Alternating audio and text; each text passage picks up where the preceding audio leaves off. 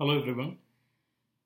I'm traveling, but I thought since I got quite a few emails and requests after my last video asking me to share another video post, but this time they wanted to know what are some of the things that as a digital marketer they would be expected to track, measure in terms of understanding whether your digital strategy has actually generated uh, success, and if so, how do you actually put forth that these are the results that have generated and that would actually resonate into or convert into customers in the long run, or at least brand loyalty, or in some form say to your superior or your CMO or your CEO or your CFO that this is what we were expected to deliver and this is what we have really delivered.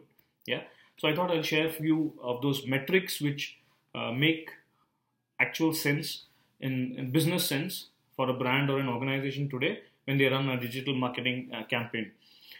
So, customer acquisition cost is one of the most important things that I can think of. When I say customer acquisition cost, or popularly known as CAC, the total spend that you have incurred in getting an inquiry or a lead that is finally converted to a customer, that's the simplified version to understanding what customer acquisition cost is. So this would include everything.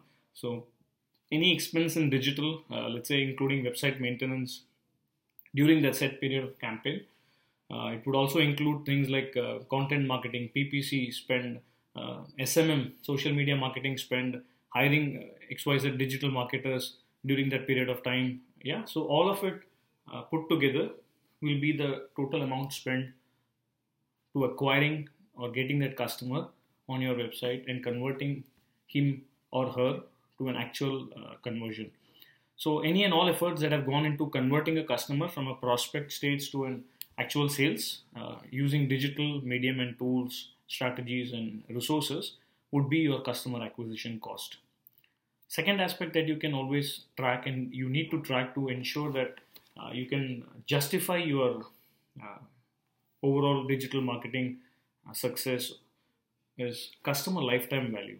So as CAC, customer acquisition cost, was an important factor, CLV, customer lifetime value, is also a very important aspect of digital marketing metric. So the total revenue a customer brings for your business during, let's say, his or her lifetime is customer lifetime value. To give you a simple example, let's say a particular brand, yeah, just hypothetically speaking, let's say Amazon has spent 100 rupees in getting me on their website. They have put up an ad on, let's say, Google AdWords. They spent a particular 100 rupees per click for a keyword. I've seen that ad and I've clicked and I've come to their website. And that's the cost that they have incurred in getting me there, in addition to a few other costs as we discussed earlier. Now, when I go to the website, let's say I purchase a product which is rupees 20. Yeah, and I'm saying in Indian currency terms right now, you can convert it to your own business for your convenience to understand it much better. So let's say I'm purchasing a particular product for rupees 20. So for a brand, they have spent 100 rupees to get a customer who has spent 20 rupees. 20% of their cost is what I have spent or given them as a revenue, which is not a good decision. But let's say tomorrow I come back to the site again because of a wonderful experience that I've had browsing or purchasing something from that site, and I purchase something for 1000 rupees.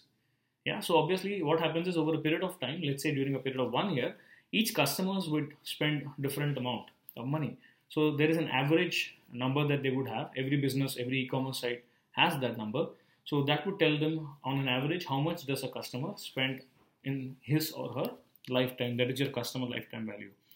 So it's very core to understand how these two aspects function together or work together: customer acquisition cost and customer lifetime value, and they affect the social media marketing ROI for brands to a very great extent.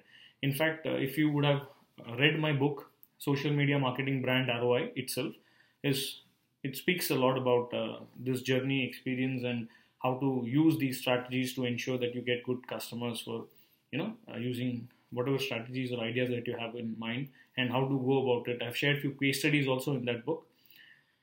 It's available on Amazon as a paperback and also as a Kindle ebook. So coming back to this particular metrics, the first thing which we discussed is customer acquisition cost is an important metric that you need to track to justify your digital marketing spend. Customer lifetime value to help you understand whatever you're spending, how much is it generating in terms of an actual revenue converting to a customer. Yeah, referrals is a very important metric that you can track. It becomes a little tricky at times because even today there might be a lot of users who might just verbally call up and mention somebody. They might not use a code which you have asked them to use. So it is tricky to a certain extent, but you can take great measures in terms of using tracking templates, tracking codes to ensure that you are able to justify and tell that, okay, this particular conversion happened because they saw the ad on Facebook. This particular conversion happened because they ended up on the landing page site from a native advertising or a blog marketing or an influencer marketing campaign, and so on and so forth. So number of referrals across different social and digital platforms. For example, let's say email marketing, social networking sites, content marketing campaigns, influencer campaigns, PPC. So all of these could be in the form of useful tips you have shared, a hint. So you can actually use simple keywords saying that if you want XYZ discount, use this particular code. And you can integrate it with different platforms to help you understand that which particular customer or conversion has happened due to which site referral. Google Analytics itself will help you to do a great deal of it. But just to add a little bit more safety in the way you're tracking things, it's always better to add specific codes integrated with that site. Shopping carts, purchased and abandoned. So that's a very crucial factor for an e-commerce site today. No e-commerce site would want a customer or a prospect to have a list of products in their carts which are later on abandoned. Yeah. So number of shopping carts which complete transactions successfully, and also the number of transactions that are let's say dropped off. So here the key decision makers are interested to know at which stage did the prospect drop off. So there are aspects or metrics in Google Analytics which actually help you to track these things. Yeah. So it's something called as in Google Analytics, it's something as simple as the exit. So when you look at the user flow, you will actually understand that there have been drop-offs at this particular stage from this particular page. So you can take digital strategy measures accordingly. To give you a simple example, if you see maximum hits happening on a particular website page, you can have more call to action or get that page more customized to suit the reader's requirements, and so on and so forth. So which stage to focus on is a very key important factor in understanding whether to add more products or reduce more products, or have much more clear explanation when you're talking about shipping details or entering discount codes and so on. Yeah. Then the other metric that I would like to talk about at this stage is customer retention costs.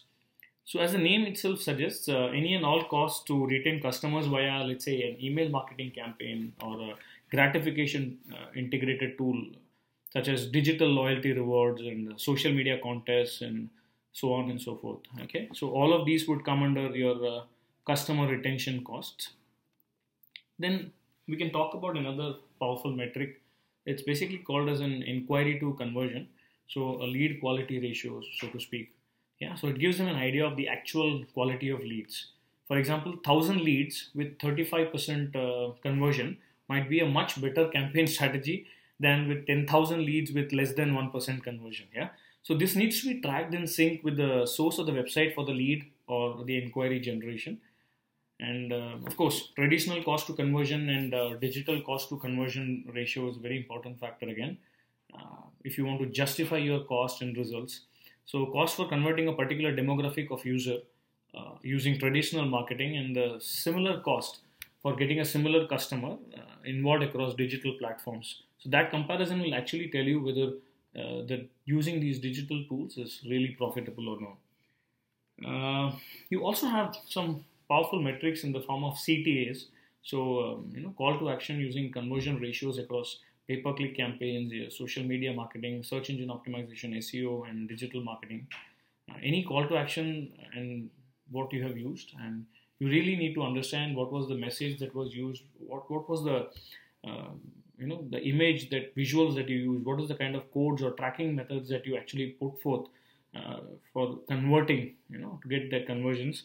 So to quickly list a few, what type of messages appeal to users, what type of discount codes worked the best, what type of social site or digital campaign the call to action delivered the best conversion in terms of quality of leads to actual sales conversions, which call to action resulted in adding more subscribers or users downloading a particular app or let's say a PDF file, which campaign call to action delivered let's say maximum email subscriptions.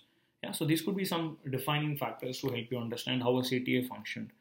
So these are some of the quick core metrics that I thought I can share with you, which if you can measure on a regular basis, it will help you to understand how successful is your digital marketing campaign in the long run. Yeah. So if there are other key metrics that you would like me to share, or if you have some ideas that you would like to put forth, please feel free to reach me. For any queries on digital marketing, social media, entrepreneurship, you can connect with me at www.ananthv.com. Yeah, that's ANANTHV.com.